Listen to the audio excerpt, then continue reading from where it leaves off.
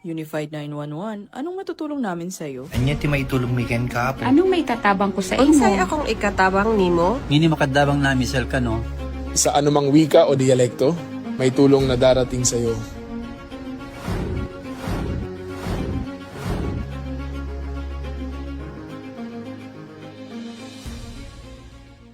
Lilingkod sa bawat Pilipino at magbibigay ng tamang impormasyon para sa tahimik at maayos na Pilipinas. Police News Network, alagad ng batas, tagapagtaguyod ng balitang pulis, sandigan ng mamamayan, patnubay ng katotohanan.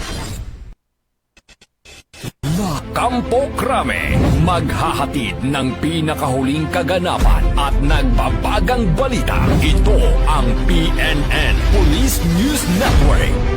At ngayon, ang inyong mga tagapagbalita. Magandang hapon, Bagong Pilipinas. Ako ang inyong alagad ng batas, tagataguyod ng Balitang Pulis. Patrolwoman Jenny Midolor mula sa Eastern Police District. Maghahatid sa inyo ng tamang balita, kwento ng pulis at serbisyo para sa mamamayan. At ito ang PNP News Online, ang pangunahing balita ng Police News Network, alagad ng batas, tagataguyod ng Balitang Pulis.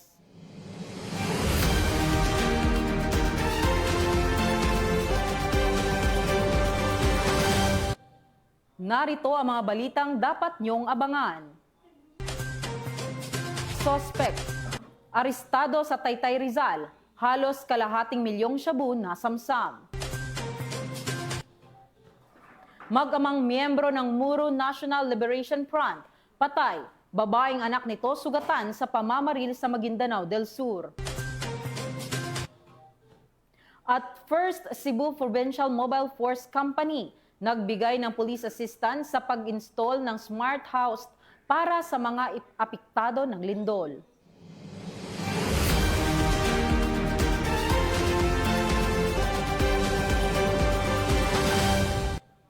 Narito ang mga balitang hatid ng ating PNN correspondents mula sa iba't ibang panig ng bansa.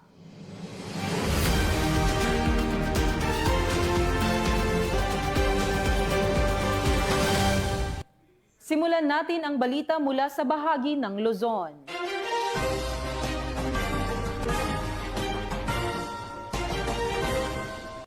Hindi nakaligtas sa mahigpit na pagbabantay ng batas ang dalawang wanted person na sangkot sa mga kasong rape matapos silang madakip sa magkahiwalay na operasyon ng mga tauhan ng Police Regional Police Office 1 sa lalawigan ng Ilocos Norte at Pangasinan. Yan ang tinutukan ni Police Corporal Mark Anthony Pico. Ang Regional Most Wanted Person sa San Nicolas, Ilocos Norte dahil sa kasong statutory rape at ang Municipal Most Wanted Person ng Pusurubio, Pangasinan dahil naman sa kasong rape sa magkaibang operasyon noong 13 ng Oktubre taong kasalukuyan. Inaresto ng mga tauhan ng San Nicolas Municipal Police Station, katuwang ang RIU, RID Pro 1, PIU, 101st Maneuver Company ng RMFB1 at Ilocos Norte MARPSTA, ang itinuturing na top 4 regional most wanted person. Ang 22 anyos na lalaki ay inaresto sa bisa ng warrant of arrest para sa kasong statutory rape na walang inirekomendang piyansa. Samantala, sa bayan ng Pusurubio, Pangasinan, inaresto ng mga tauhan ng Pusurubio Municipal Police Station ang isang 19 anyos na binata na itinuturing na top most wanted person ng nasabing bayan. Sa bisa ng warrant of arrest ay inaresto ang suspect dahil sa kasong rape na walang inirekomendang piyansa. Ang dalawang akusado ay kasalukuyang nasa kustudiya ng mga nasabing police station para sa kaukulang dokumentasyon at disposisyon bago iharap sa korte. Ayon kay Police Brigadier General Dindo R. Reyes, Regional Director ng PRO1, patuloy nating ipinapakita sa mamamayan ng Ilocos Region na walang liblib o malayong lugar para sa mga nagtatago sa batas. Ang PRO1 ay mananatiling matatag sa pangakong panatilihing ligtas, payapa at maayos ang ating mga komunidad. Sa sama-samang pagkilos, tiyak na magwawagi ang katotohanan at katarungan. Pahayag ni Police Brigadier General Reyes. Sapagkat ang kapulisan ng Region 1 ay maaasahan, malalapitan at mapagkakatiwalaan. Mula dito sa Ilocos Region, ako ang inyong PNN correspondent, Police Corporal Mark Anthony Pico, alagad ng batas, tagataguyod ng Balitang Pulis. Maraming salamat, Police Corporal Pico. Arestado ang isang high-value individual sa isinagawang buy-bust operation sa Bukawi na nagresulta sa pagkakakumpiska ng mahigit 100 gramo ng shabu. Magbabalita dyan si Patrolwoman Mildred Tawagon. Value individual na sangkot umano sa illegal na droga ang naaresto sa ikinasang buy-bust operation ng mga operatiba ng Bukawi Municipal Police Station sa Barangay Kaingin, Bukawi, Bulacan. Kinilala ni Police Lieutenant Colonel Virgilio D. Ramirez, Acting Chief of Police ng Bukawi MPS, ang suspect na si alias Casper, 30 taong gulang at residente ng Barangay Binyang, Bukawi, Bulacan. Nasamsam mula sa kanya ang tinatayang 103 gramo ng hinihinalang shabu na may tinatayang standard drug price na 700,400 pesos. Dinala ang suspect at ang mga nakumpiskang ebidensya sa Bukawi MPS para sa kaukulang disposisyon habang inihahanda ang kasong isasampa laban sa kanya sa paglabag sa Section 5 at 11 ng Republic Act 9165 o Comprehensive Dangerous Drugs Act of 2002. Ang nasabing operasyon ay bahagi ng pinaigting na kampanya ng Bulacan Police Provincial Office laban sa pinagbabawal na gamot na hadlang sa kaayusan at katahimikan tungo sa pagkamit ng kaunlaran. Mula dito sa Bulacan Police Provincial Office, ako ang inyong PNN correspondent, Patrolwoman Mildred A. Tawagon, alagad ng batas, tagataguyod ng Balitang Pulis. Maraming salamat, Patrolwoman Tawagon. Halos kalahating milyong pisong halaga ng shabu ang nasamsam ng mga otoridad mula sa dalawang high-value individual sa isinagawang oplansita sa bayan ng Taytay, Rizal. Nakatutok dyan si Patrolwoman Jevi Marie Mafoso. Ng Taytay Municipal Police Station ang dalawang high-value individual sa illegal na droga sa isinagawang oplansita sa Barangay Santa Ana, Taytay, Rizal. Ayon sa pulisya, pinara ng mga rumisponding pulis ang motorsiklong sakay ng dalawang lalaki. Ngunit tumanggi umano ang mga ito at nabigong magpakita ng kaukulang dokumento. Sa body search na recover mula sa mga suspect na sina alias Mike, 25, at Elmert, 42, kapwa residente ng Halahala, Rizal, ang tatlong sachet ng hinihinalang shabu na tumitimbang ng 80 gram na tinatayang nagkakahalaga ng 544,000. Ang matagumpay na operasyon ay bahagi ng tuloy-tuloy na kampanya ng Rizal Police Provincial Office sa pangunguna ni Police Colonel Filoteo E. Gonzalgo, Acting Provincial Director ng Rizal PPO, laban sa kriminalidad at iligal na droga sa buong lalawigan. Mula dito sa Calabarzon, ako ang inyong Police News Network Correspondent, Patrolwoman Jevi Marie Famoso, alagad ng batas, tagataguyod ng Balitang Pulis. Isang makabuluhang aktibidad ang matagumpay na isinagawa ng Divilacan Police Station sa ilalim ng programang Sharing Tales and Morals to the Youth o Project Story para sa mga mag-aaral ng Barangay Ditarum, Divilacan, Isabela. Yan ang magandang balitang hatid ni Patrolwoman Rachel Ledesma. Matagumpay na isinagawa ng Divilacan Police Station sa pangunguna ni Police Major Teresito C. Kalimpusan Jr., hepe ng pulisya, ang implementasyon ng Project Story o Sharing Tales and Moral Lessons to the Youth sa Ditarum Primary School, Barangay Ditarum, Divilacan, Isabela.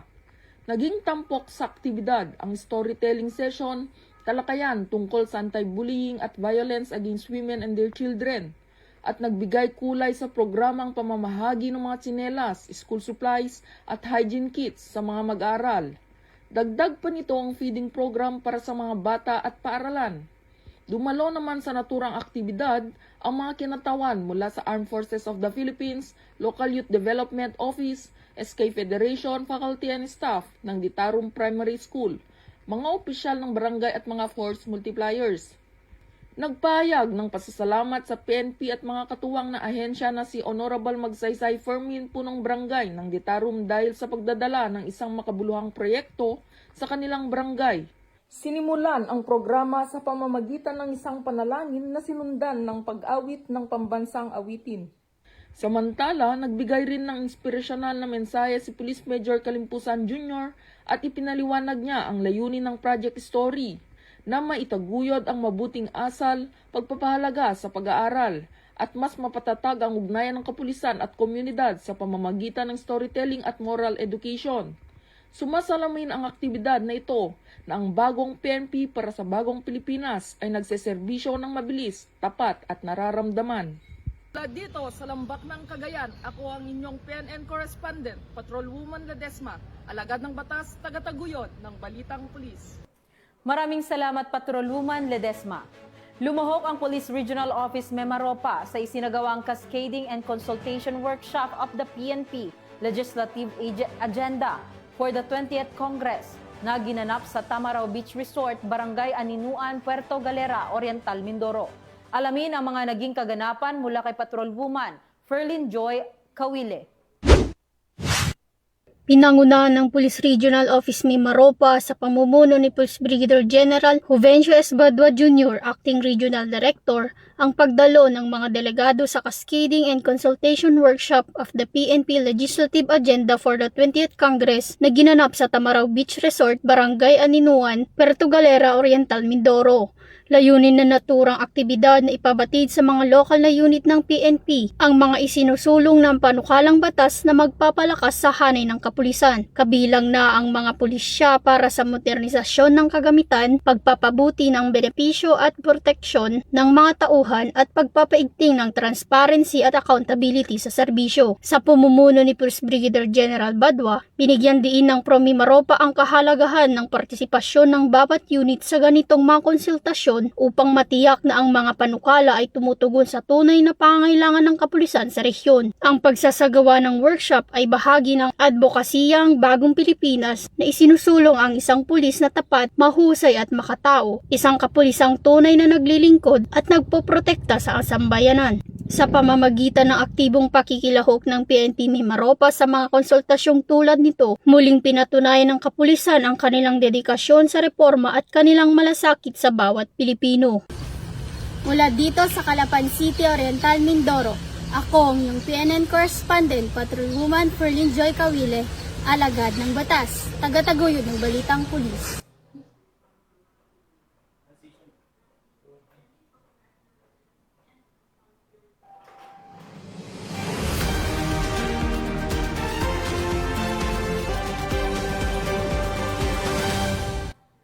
Tunghayan naman natin ang mga balita mula sa bahagi ng Visayas.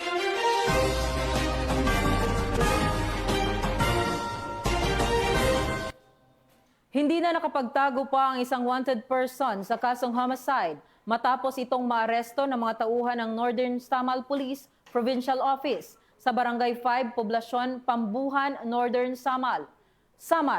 Ang report mula kay Patrolwoman Camberlight Flores.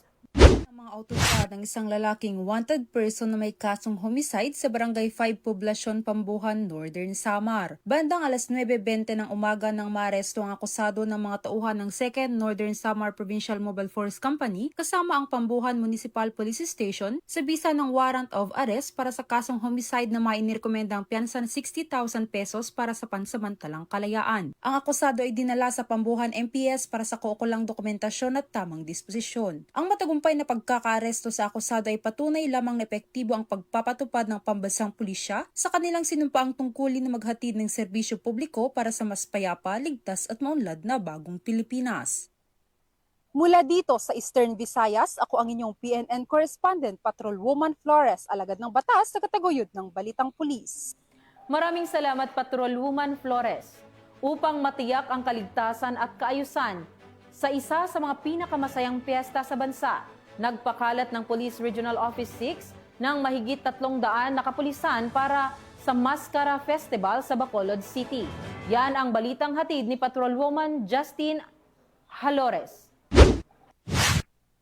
Nagpadala ang Police Regional Office 6 ng 300 augmentation personnel sa Police Regional Office Negros Island Region. Nito lamang 15 ng Oktubre taong kasalukuyan upang tumulong sa pagpapanatili ng kapayapaan at kaayusan sa ginaganap na Mascara Festival sa Bacolod City, Negros Occidental. Isinagawa ang send-off ceremony sa Camp General Martin Teofilo B. Delgado at pinangunahan ito ni Police Brigadier General Josefino Diligan, Regional Director ng Pro 6. Sa kanyang mensahe, binigyang diin niya ang kahalagahan ng tungkulin ng mga pulis sa pagtiyak ng kaligtasan ng publiko sa isa sa mga pinakakilalang pagdiriwang sa bansa. Hinimok din niya ang mga pulis na panatilihin ang disiplina, alerto at magalang na pakikitungo sa publiko. Dumalo rin sa nasabing seremonya si Police Brigadier General Arnold Thomas C. Ibay, Regional Director ng Pro-NIR, na personal na tumanggap sa mga augmentation personnel at nagpaabot ng pasasalamat sa Pro-6 sa kanilang walang sawang suporta. Ang mga ipinadalang tauhan ay mula sa Regional Mobile Force Battalion 6 at iba't ibang provincial at city police offices. Sila ay tutulong sa crowd control,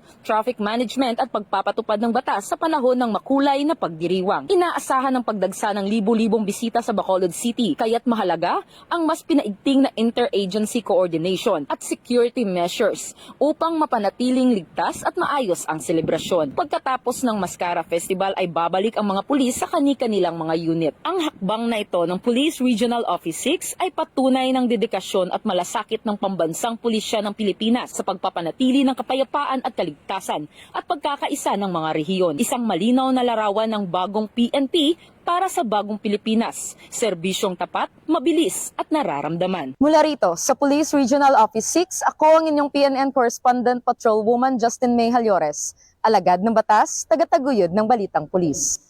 Maraming salamat, Patrolwoman Halyores. Nagpakita ng aktibong suporta ang mga tauhan ng 1st Provincial Mobile Force Company sa pamamagitan ng pagbibigay ng police assistance sa isinagawang pag-install ng smart houses sa ilalim ng 4PH o Pambansang Pabahay para sa Pilipino program ng pamahalaan para sa mga naapektuhan ng lindol sa Cebu. Nakibalita dyan si Patrolwoman Flora May Asares. Bilang tugon sa pinsalang dulot ng magnitude 6.9 na lindol na tumama sa ilagang bahagi ng lalawigan ng Cebu kamakailan, agad na nagpaabot ng tulong ang Cebu Police Provincial Office sa isinagawang installation ng mga smart houses para sa mga apektadong residente sa ilalim ng 4PH o Pambansang Pabahay para sa Pilipino program ng pamahalaan. Nitong Oktubre 14 ng taong kasalukuyan, nagsagawa ng police assistance ang mga tauhan ng 1st Provincial Mobile Force Company, Warriors of the North, sa pangunguna ni Police Lieutenant Glenn B. Soliano, Deputy Force Commander, at sa ilalim ng direktiba supervisyon ni Police Lieutenant Colonel Arnold Valenzuela, Force Commander. Ang aktibidad ay isinagawa sa Barangay Poblacion, San Remigio, Cebu, isa sa mga lugar na matinding naapektuhan ng nasabing lindol. Layunin ng presensya ng pulisya na tiyakin ang maayos, ligtas at sistematikong pagpapatupad ng housing assistance, bahagi ng patuloy na rehabilitasyon at recovery efforts ng gobyerno para sa mga nasalanta. Sa kabuuan, naging maayos at matagumpay ang aktibidad at patuloy na nakaantabay ang PNP upang mabigay ng seguridad, suporta at serbisyo para sa muling pagbangon ng mga apektadong komunidad. Karon, ang inyong kapulisan, kasamtangan, aniana usap sa San Remigio, lugar na usa sa mga lungsod na naigo sa 6.9 na linog. Naitabo ni itong Septembre 30, 2025 o tungod sa panghitabo ug dako nga kadaot sa maong trahedya. Kami mipahigayon og serbisyo nga tabang aron sa paspas pag-installa sa 4PH Village Smart Houses na himutang sa lungsod sa San Remigio. Kami andam kanunay nga moserbisyo alang sa katawhan ug kaayuhan para sa mga biktima sa linog. Mula dito sa Cebu Police Provincial Office, ako ay inyong Police News Network Correspondent, Patrolwoman Flora May Asares, alagad ng batas, tagataguyod ng Balitang Pulis.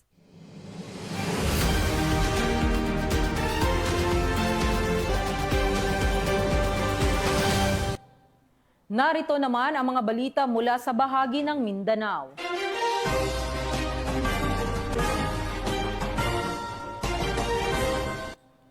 Patay ang mag-ama na umano'y mga miyembro ng Moro National Liberation Front, habang sugatan naman ang anak na babae matapos ang insidente ng pamamaril sa Maguindanao del Sur. Ang buong detalye ng balita mula kay Patrolwoman Angela Bandarlepi. Patay ang mag-amang miyembro ng Moro National Liberation Front o MNLF habang sugatan naman ang isa pang babaeng anak nito matapos mabiktima ng pamamaril sa Kapinpilan, Ampatuan, Maguindanao del Sur nito lamang 13 na Oktubre taong kasalukuyan.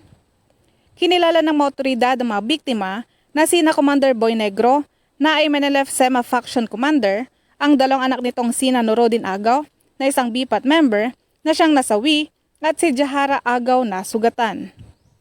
Lumalabas sa inisyal na investigasyon ng PNP na habang sakay ng payong-payong mga biktima patungong Barangay Kapinpilan upang dumalo sa isang selebrasyon ay bigla na lamang silang pinagbabaril ng di pa nakikilalang mga suspect na sakay umano ng Honda XRM na nagresulta ng agarang pagkasawi ng mag-amang biktima.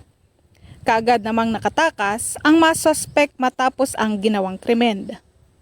Agad ding naisugod sa paggamutan ng sugatang babaeng anak ng biktima matapos magtamo rin ng tama ng bala upang mabigyan ng paunang lunas.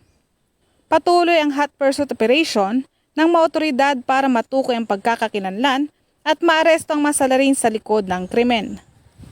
Mula rito sa Police Provincial Office ng Maguindanao del Sur, ako ang iyong PNN correspondent, Patroluman Angela Bandarlipe, alagad ng batas, tagataguyod ng Balitang Pulis. Maraming salamat Patrolwoman Bandarlipe. Nadakip ng mga tauhan ng PNP Special Action Force ang isang number 44 PSR listed member ng local terrorist group sa isinagawang operasyon sa Maguindanao del Sur. Ang suspect ay nahaharap sa mga kasong murder at frustrated murder. Magbabalita diyan si Police Corporal Marcelino Termenes. Ito ng pinagsalib na puwersa mula sa 83rd Special Action Company, 85th Special Action Company Rapid Deployment Battalion at 44th Special Action Company 4th Special Action Battalion ng PNP SAF. Ang isang miyembro ng local terrorist group na si alias Samsurin na number 44 listed sa ilalim ng DI Hassan Group para sa ikatlong quarter ng 2024 sa Barangay Tucanalugong, Datu Abdullah, Sangki, Maguindanao del Sur noong October 10, 2025. Ang operasyon ay sinagawa sa bisa ng warrant of arrest na may criminal case numbers SA-901 at SA-902 para sa kasong murder at 3 counts of frustrated murder na may petsang August 23, 2021 na inisyo ng RTC Branch 15, 12 Judicial Region, Sharif Aguac, Maguindanao del Sur. Na-recover mula sa suspect ang isang caliber 45 pistol, 7 bala at isang magazine. Nasa kustodiya na ng Datu Abdullah Sangki Municipal Police Station, Maguindanao del Sur, Police Provincial Office ang suspect at mga nakumpiskang ebidensya para sa dokumentasyon at wastong disposisyon. At mula dito sa headquarters sa Fort Santo Domingo, Santa Rosa City, Laguna, ang tahanan ng inyong tagaligtas. Ako ang inyong PNN correspondent, Police Corporal Marcelino Termenes, alagad ng batas, tagataguyod ng Balitang Pulis. Maraming salamat Police Corporal Termenes. Sa tuloy-tuloy na operasyon ng pulisya kontra iligal na droga, naaresto ang isang drug suspect sa ikinasang bypass operation ng PNP sa Malaybalay City, Bukidnon. Narito ang report ni Patrolwoman Danessa Berdos.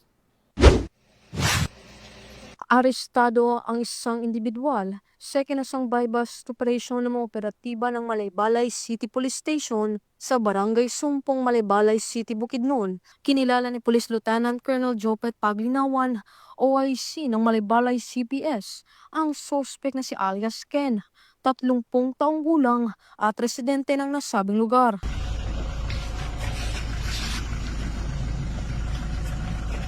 Sa ikinasang operasyon ay nakuha ang 6 na pakete ng hinihinalang dried marijuana leaves na may bigat na 15 gramo at isang 500 peso bill na ginamit bilang buy-bust money at iba pang mga drug paraphernalia.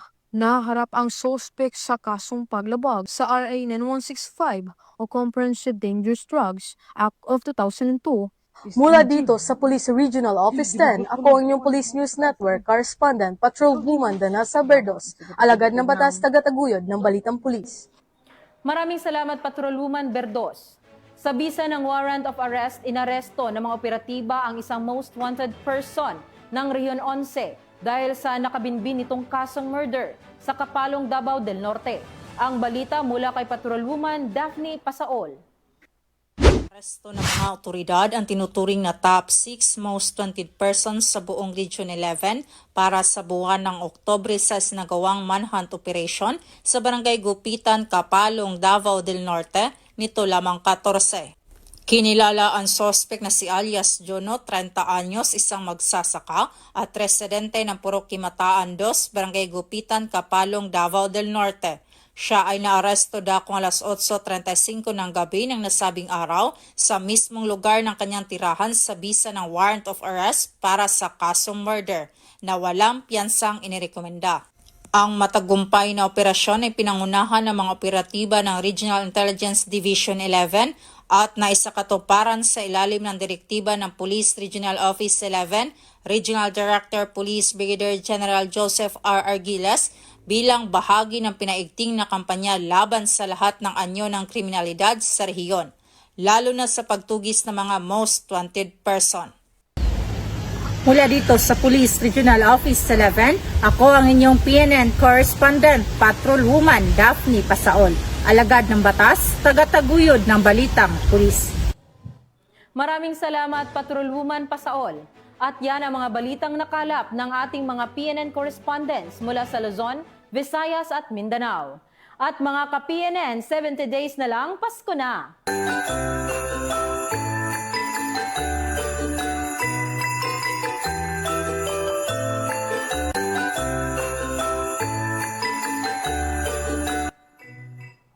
Sa ngalan ng pamunuan ng Philippine National Police, sa pamunguna ni Acting Chief PNP, Police Lieutenant General Jose Melencio Nartates Jr. at sa pamumuno ni President Ferdinand Bongbong Marcos Jr., kami ay maglilingkod sa bawat Pilipino at magbibigay ng tama at balansing balita. Kami ang bagong PNP para sa bagong Pilipinas. Serbisyong mabilis, tapat at nararamdaman. Mula rito sa tanggapan ng tagapag-ugnay ng Pambansang Pulisya, ako ang inyong alagad ng batas, tagataguyod ng Balitang Pulis, Patrolwoman Jenny Midolor, mula sa Eastern Police District.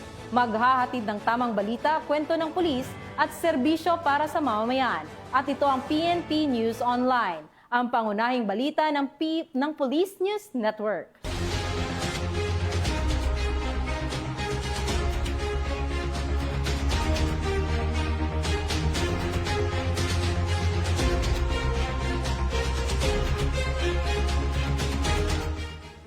Police News Network, alagad ng batas, tagapagtaguyod ng balitang pulis.